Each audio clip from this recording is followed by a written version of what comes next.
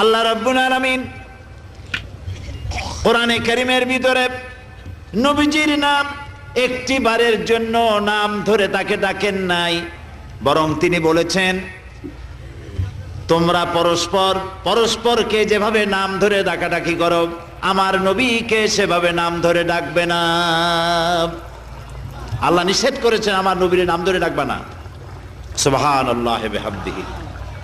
এই পৃথিবীতে যত নবী আসছেন সমস্ত নবীরা হলেন এলাকা ভিত্তিক নবী, অঞ্চল ভিত্তিক নবী। এক এক এলাকার, নূহ আলাইহিস সালাম এক এলাকার, মুসা আলাইহিস সালাম আলাক এলাকার, দাউদ আলাইহিস সালাম আলাক আরেক এলাকার, এরকম এলাকা ভাগ ভাগ করা। কিন্তু মুহাম্মদ সাল্লাল্লাহু আলাইহি ওয়াসাল্লামকে আল্লাহ রাব্বুল আলামিন কোন এলাকার জন্য নবী বানান নাই।